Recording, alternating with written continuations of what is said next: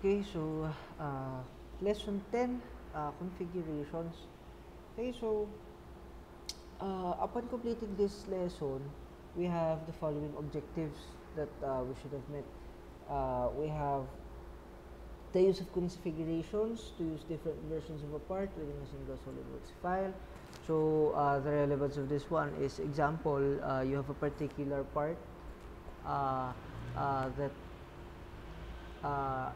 siguro you have um, parang different designs of a similar part. So example, different dimensions lang siya as compared to the original, or meron kayong variations na mas mahaba yung isa or mas maikli yung bago. So um, having to set up these configurations in a single SolidWorks file gives you the flexibility to incorporate yung changes doon sa design, which is somehow important in other design applications natin. Okay? So next is we can learn to suppress and unsuppress features. Now we have used the suppress and unsuppress features already. Mentioned ko na siya before, but mas may emphasize siya ngayon. Kasi yung part na gagawin natin has, I believe, many features associated with it. So before making a configuration, to lessen yung resources for the editing or for the creation ng configurations, gamit na gamit po si suppress and unsuppress features. Next, change dimension values by configuration. So papalitan natin yung dimension ng design and then we'll create a new configuration out of it. Meron din tayong suppress features by configuration. Understand the ramifications of making changes to parts that have configurations. Kasi somehow may effect sila if example, ang binago mo is yung original na design. So lahat ng configurations under it should be affected kasi yun yung basis nila. So parang ganun. Next, use the design library to insert features into a part. So let's try this one today. So first, ano ba yung mga configuration muna? Or how do we define configurations? Yung configurations kasi, it allows you to represent more than one version of a particular part design na meron ka within the same file. Okay? So, meron tayo dito later na parang wrench na magagamit natin. So, actually, yung nandito is finished model na. And then, ratchet pala. So, finished version na. So, ang gagawin natin is suppress natin siya, tapos gagawin tayong configurations. Okay? Configuration name. So, we'll be setting the name as well ng configurations na gagawin natin. Suppress is temporarily removing features, right? As we have discussed. And, meron din tayong items that are configurable then. So, meron tayong equations, sketch constraints, external sketch relations, sketch dimensions, sketch planes, and conditions and colors. So, first, to use configurations, okay, dapat yung parts and assembly should have different configurations as well. Example, gumagawa kayo ng parts or ng assemblies, nagagawa kayo ng configuration. So, dapat yung mga parts associated within an assembly, meron din siyang configuration para maipakita mo yung changes dun sa design should it parang change the entire design completely or significantly. Okay? So, first, let's open up this ratchet body. Okay? So, ito po yung ratchet natin. Right? So, punta tayo kay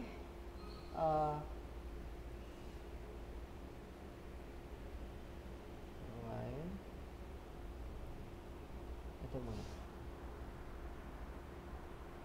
Okay, so tingin tayo dito sa design tree. Okay? Makikita nyo dito sa tab, sa taas, meron tayong configuration manager. Okay, this shows the configurations of our model or our 3D model. Now, in order to add, right click lang kayo, then add configuration. So, yan. Later gagawin natin yan, pero for now, dito nyo makikita yung configurations ng item. Should there be an existing configuration available for you to view. Next is, pwede din tayong mag-customize ng pwede tayong maglagay dito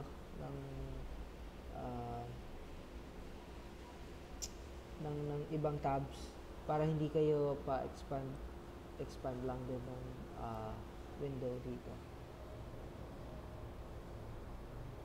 Okay, so next, bill of materials options. So pwede nyo rin i-add yung configuration sa bill of materials kung gusto nyo, and meron din siyang part number as it is. Yung bill of materials po, yan po yung kasama ng mga engineering drawings. Meron kayong part number, part item, then yung specifications niya, so description, and then next, mag-add na tayo ng configuration. Okay, add configuration. Ayan, dito sa mismong model, add configuration. And then, pagka-add configuration natin, may lalabas na prompt. Pinapapangalan sa atin ay forged long. So, these are machined items. And then, we click OK. Okay? So, now, makita nyo, we have the configuration named forged long, okay, as our new configuration. And please take note of the check. Yung check po dyan means that this is the active layer. Okay? Ito po yung active layer or active configuration na ngayon, hindi na yung default, yan na. Okay? Now, makikita nyo,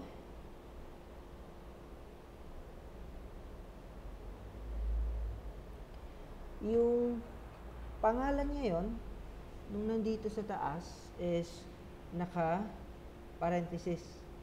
Okay? Yung pangalan ng active configuration na nandito, pansinin nyo ha, pag double click natin ito, nagbabago yung name. Diba? And yung naka-parenthesis dito indicates what configuration is active. Okay? Tapos itong name na nandito sa brackets, should you produce a bill of materials kapag nag-engineering drawing ka, ito yung magre-reflect. Okay? Magre-reflect din ito dun sa bill of materials natin. And pwede din natin siyang palitan as we see fit. Basically, this is a part din kasi. So, if it's within an assembly, so, mas ano siya. Mas madali siyang i-define. Okay? Pipili ka lang. Next. I-check po natin yung children ng recess feature. This feature. So, paano natin siya i-check? Ito, diba?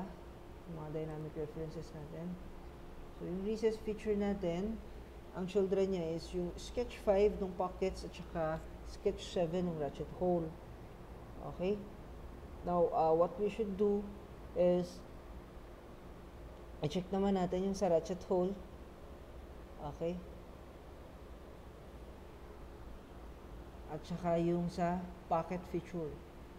So, lahat yun is dependent kay recess as a parent. Okay? Dun sa feature ng recess as a parent. Now, what we have to do is we suppress muna itong feature, recess feature. So, i-suppress muna natin yan. Nakita nyo na wala? Right? So, bakit po nag-gray out din yung pocket wheel at saka ratchet hole? Kasi as I've said, they're dependent. Ang parent nila is the recess feature. Right? So, if we suppress one, damay yung mga child features niya. Okay? So, as a general rule, our suppressed feature, basically, it automatically suppresses yung features din ng children niya. Kaya nag-gray out siya. Okay? Next. Pwede rin natin itong i-suppress or unsuppress sa active, specified, or all configurations using properties. Okay? But right now, we are suppressing it dun sa ating configuration. Right? So, next. To switch back, as I've shown you kanina doon sa original configuration natin, all we have to do is double click. Right? Nakita niyo, nagbago yung feature at hindi na-apektuhan yung default feature natin. Now, we now have two configurations, and yung default configuration natin, it represents yung machined state na, yung finished product na nung product. However,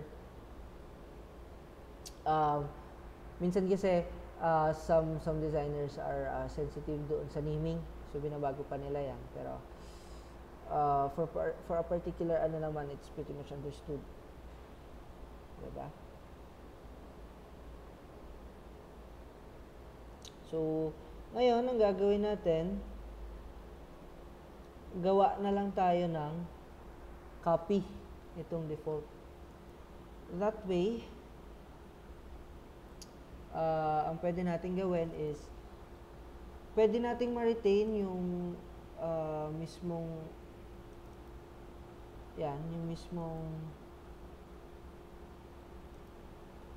configuration, default configuration, and then mag-indicate na lang tayo ng panibagong configuration indicating that it is the machine version or the finished product version na nung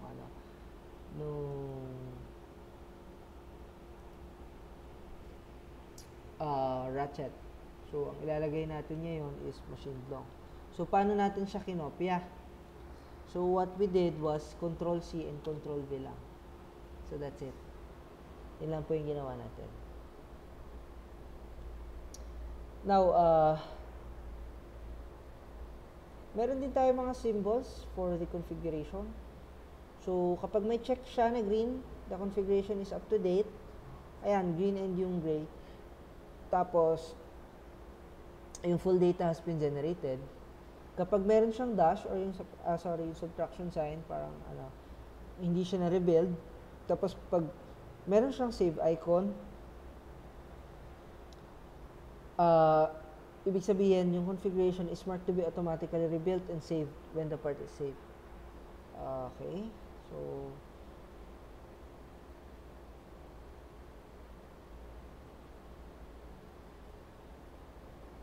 pwede tayong mag-rebuild ng multiple configurations.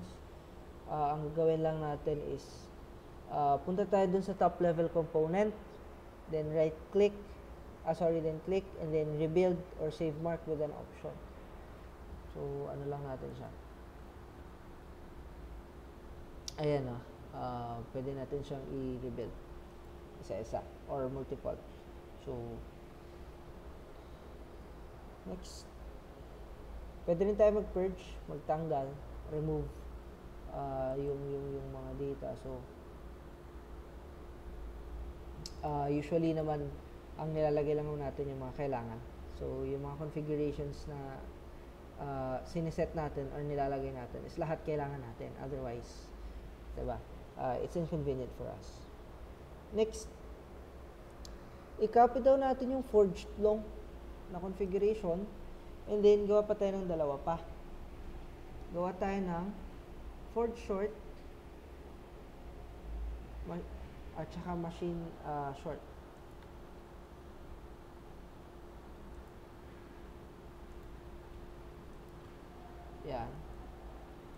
Gawin lang natin tong Ford short. Ford short. Tapos, kopyahin daw natin yung machine long. Gawin natin siyang machine short. Okay? Machine short. Okay. So, we now have how many configurations? All in all, we have 1, 2, 3, and 4. Okay?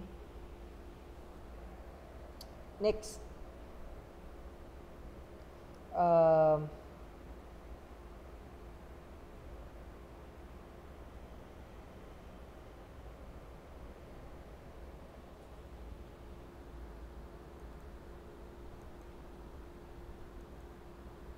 Makikita nyo, if we right click itong top level component, makikita nyo dito yung rebuild all configuration, tsaka rebuild on save mark.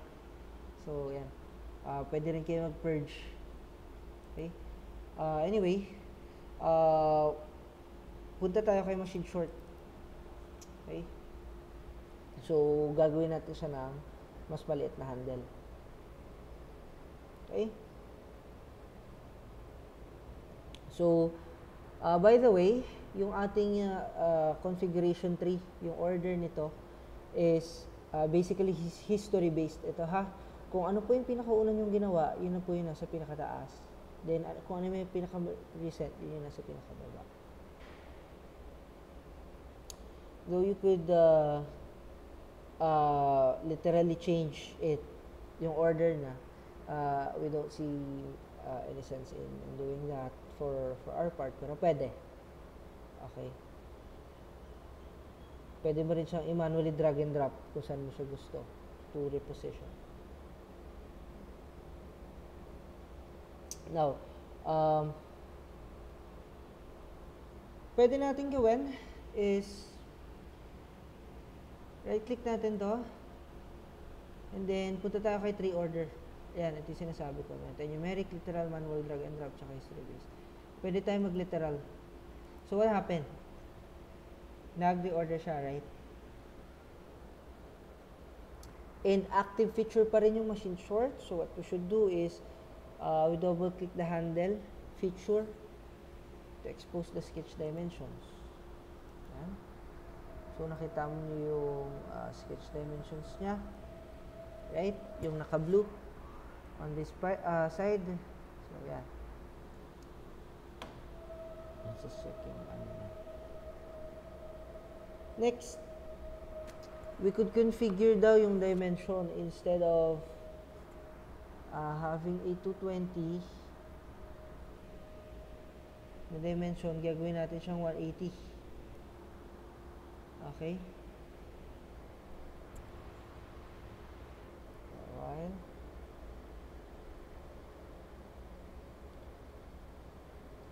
We double click this 220 dimension, gawin daw natin siyang 180. Okay. And then, in the drop down, choose specify configurations. Sorry. We should have done that. Dito. Kanina.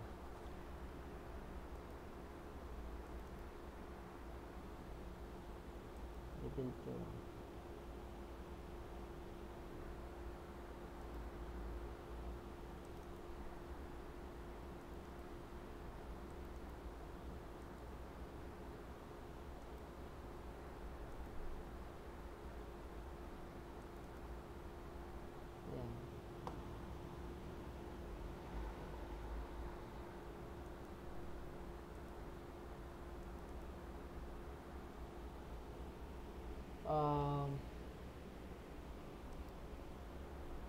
Okay.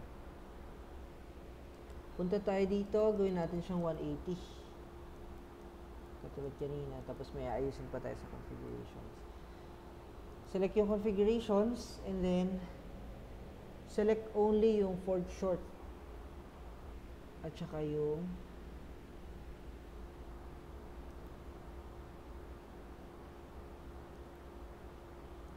Yan. Specify configurations, port short, tsaka machine short. And then, click OK.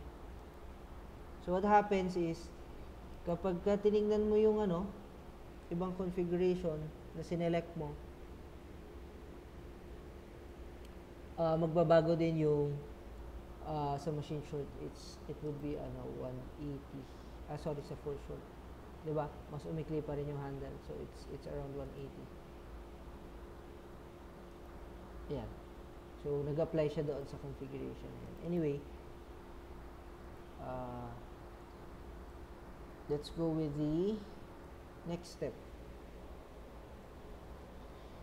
We could rebuild, may shortcut tayo to rebuild. We have it here, or pwede tayo mag-rebuild dito sa na to. Ayan. Sa option na ito.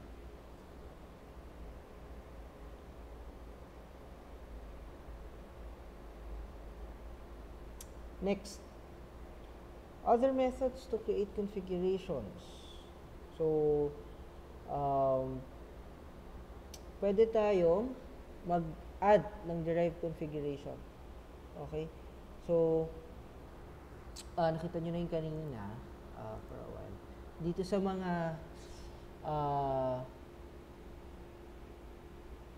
configurations existing dito, pwede kayong mag-add pa ng derived configuration.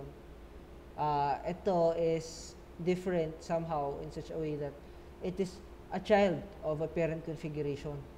Okay? What this means is that kapag gumawa ka ng derived configuration, halimbawa, nirename mo siyang forged long derived. Okay? Once that I've introduced changes dito sa aking forged long na configuration, magbabago automatically yung sa forged long derived na derived configuration niya. Kasi it's a child feature of this particular configuration. Pwede rin tayo mag-modify ng configurations. Okay? Pwede tayo mag-create ng configurations by controlling yung suppression states ng features, setting the values of dimensions, and selecting materials for each configuration. Okay?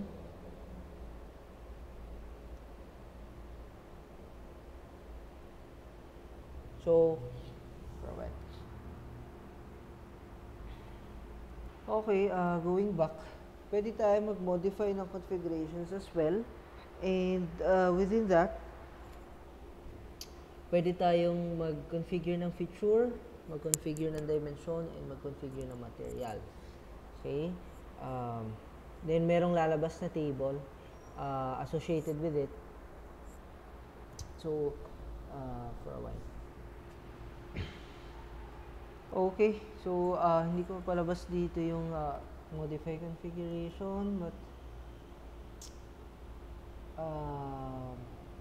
let me check. Okay, dito sa configuration publisher kasi meron dito yan, design tables, tapos wala kasi tayong internet to push this one, pero ayan, kung nakikita nyo sa likod, meron siyang Excel file, right? Meron siyang Excel file for the configurations ng ratchet body. And useful siya, actually, kasi tabulated na siya. So, makikita mo yung mga dimensions niya. Makikita mo din yung material, color. So, pwede mo siya makita doon, pati yung description, as indicated here by the names of the configurations. Next, ano ba yung uses ng configurations? Bukod sa mga nabanggit natin for representing one model into different other model. So first, meron tayong reasons behind creating different configurations. First is pwedeng application-specific requirements. Ibig sabihin, we have example, a specific part with different application requirements. Example, for civil and military applications, so magkaiba ng standards. Therefore, for the same part, iba yung magkaiba yung nila, yung specifications nila. So that's one.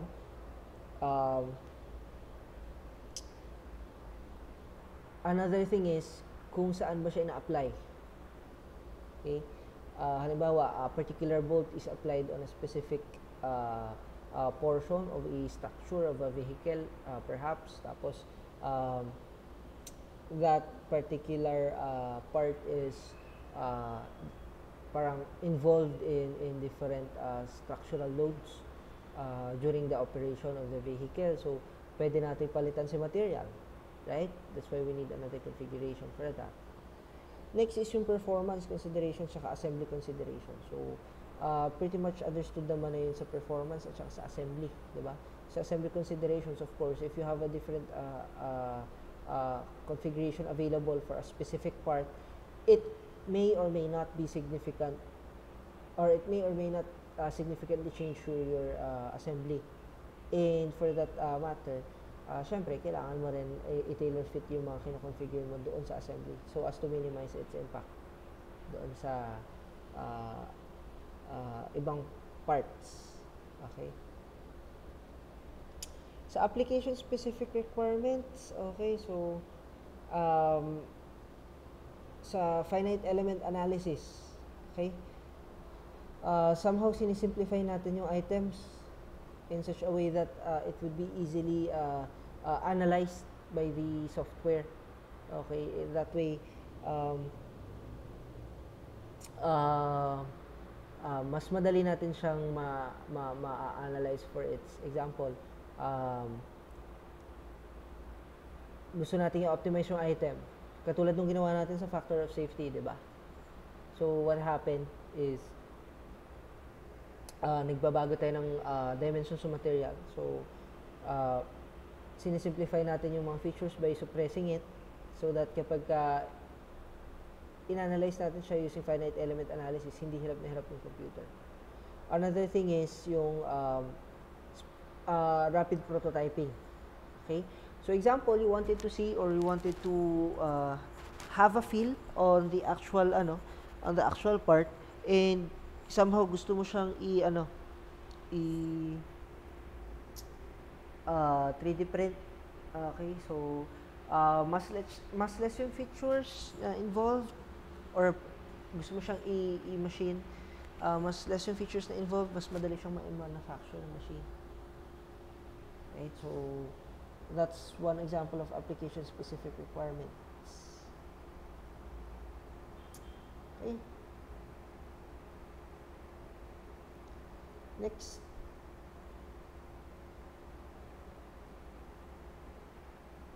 Let's try editing parts that have configuration. So let me just check the files here. Another thing pala, sorry, one last thing. Kapag nagmo-model tayo ng mga configurations, okay, it's much preferable if we construct yung ating configuration using parang separate parts instead of, example, gusto mo nang gumawa ng model and i-analyze mo siya, pwede mo siyang i-revolve in a one feature lang. So, it's much better if we divide it into portions. That way, mas maliit yung parang i-analyze nung software kapag nag-FEA ka. Pero having it partitioned as well gives you a control doon sa sketch. Okay, kasi as an example, if nag-sketch ka ng particular object, diba? In a single sketch lang, let us say, and lang siya, extruded siya. You'll have to make changes on the parts. Okay? Doon sa sketch, and even though madali siyang i-edit kay SolidWorks, mahirap pa rin siyang habulin in some sense. So it could take time. And mas efficient if it's edited that way, na divided yung portions ng sketch, as what we have been doing before, diba? For a complicated part naman yan applicable, but for a simple part, meron din kasi mga simple parts na na medyo mahirap habulin na yung pag-edit in some sense. So mas madali redraw na lang kaysa ulitin mo siya from scratch. Okay, next, let me just check the file. Okay, so we have a new file. This is working configs. Okay. So upon checking, this port have one configuration available lang. So it's the default. So what we're trying to do here is gagawa tayo ng multiple configurations and then we'll compare yung mga ano nila. Anyway, for the meantime, gawa muna tayo configuration. So gawa tayo ng dalawa. Gawa tayo ng key seat. Okay. And then, kailangan natin ng isa pa. Ports. Right? So, we have two. Okay. Sorry. Let me just delete this one muna. Meron tayong nakalimutan doon sa ports.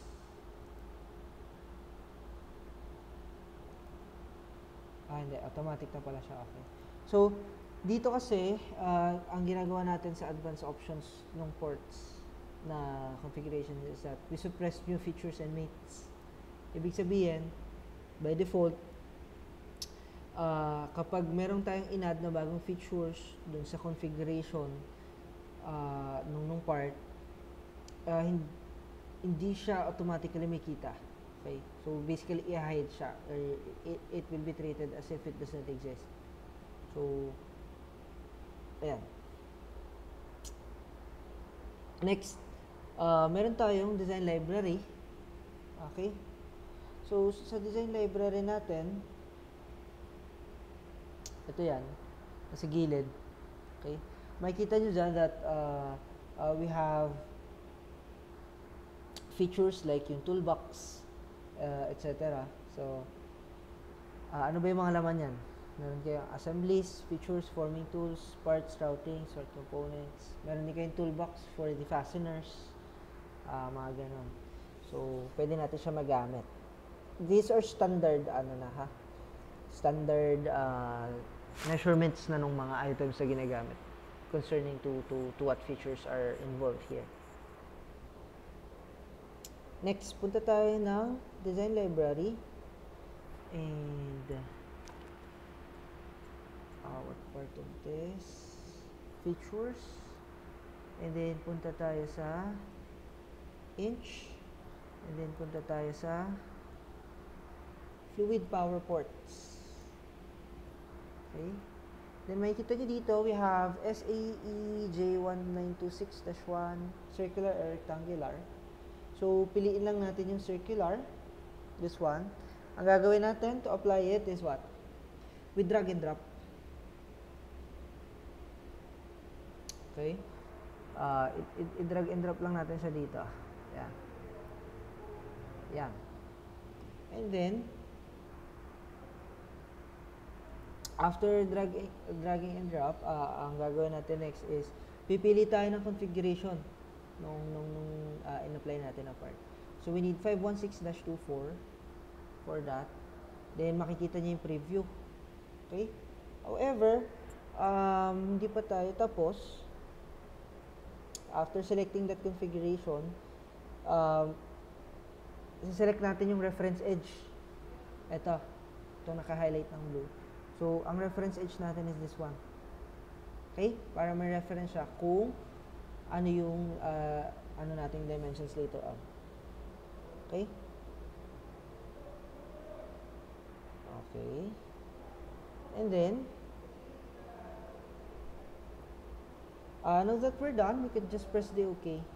And then, tingnan natin yung kanyang design tree. Okay? Makikita nyo dito, we have the design tree dito under the this feature sa design library. Meron kayong mga nakikitang nakamark ng L. Okay? Now, itong mga nakamark ng L, these are features that are associated with the design library. Ibig sabihin, they were taken from the design library and applied on the model. So that's particularly the meaning of that one. Next,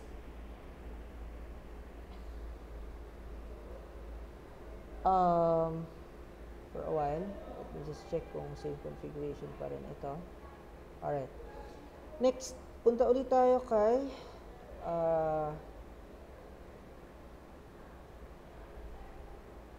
references for a while.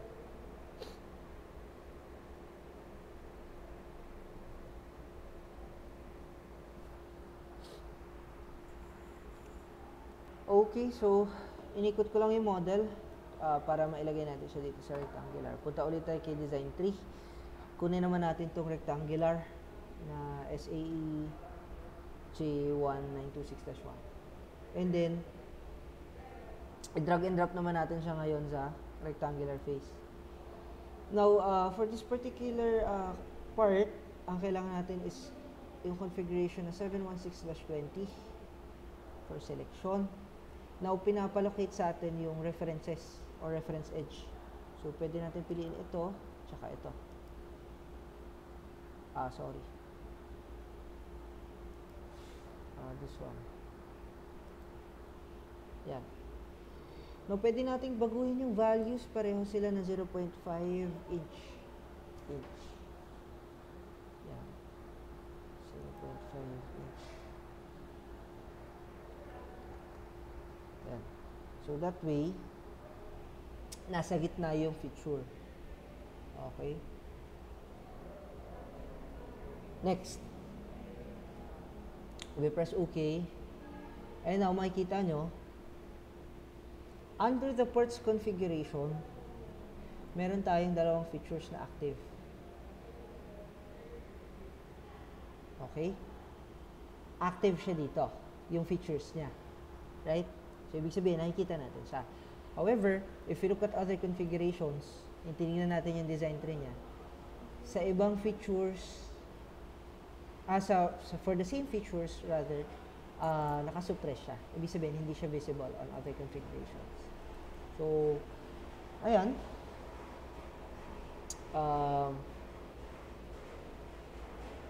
Let's try now the key seat configuration. Okay. So, ang gagawin naman natin dito, gagawa naman tayo ng parang keyway. Okay? So, punta ulit tayo kay design library. And then, keyways. And then, rectangular key seat feature. We drag and drop it doon sa face end of the shaft. Ito. Face end of the shaft. Yan. And then, ang pipiliin natin is yung ito 6875 1875. Okay? Tapos ang reference edge natin na pinapapili is this one, yung circumference ng circle. Makikita nyo, yan. Pag na-select natin siya, magkakaroon siya ng check doon sa references. And then, what we could do now is, we could specify yung distances natin, which is 0.25 inch at saka 0.75 inch. Alright? Now, after that, we press OK. And then, yan, nakita nyo yung key slot. Press OK, and then, meron na tayong key seat. Okay? Now, let's check the configurations ulit. Kasi nagdagdag tayo ng bago, di ba? Yung rectangular key seat. Let's check dun sa default. Okay? Sa design tree niya. Yung first two, dun sa ports na configuration, inactive or suppressed. Tsaka yung bagong rectangular key seat feature doon sa ating key seat na configuration is suppressed as well. So, kung titingnan natin siya sa key seat design tree, yung nandun kanina sa port configuration, ang active lang is yung rectangular key seat. So, yung dalawa kanina is suppressed. Now, if you look at the ports and we check the configurations, active yung dalawa kanina and suppressed po yung rectangular key seat. So, nagigets nyo naman po yung parang pag-check nung mga configurations. And of course, lastly, if meron tayong configurations na hindi natin nagagamit for the default, for the key seat, and for the ports, pwede natin yung i-purge as we were saying kanina. If merong feature na hindi ginagamit for all the configurations, pwede siyang i-purge diretso. Okay. Hanap ka lang nung features na hindi talaga nagagamit. As for this case, nagagamit naman lahat on at least one of the configurations involved, diba? So, yeah. So, after that, we're done. You can close and save the file. And ayun lang. That's basically it for your lesson 10. Okay? So, that's configurations. And hopefully, this time, na-appreciate nyo yung purpose ng working configurations or the configurations for different part na dinedesign natin. Kasi it's really useful. Kasi gagawa ka ulit from scratch ng multiple configurations and then you'll check it. Like what we did back then sa CAD. So, thank you. And we'll move on with the next lesson.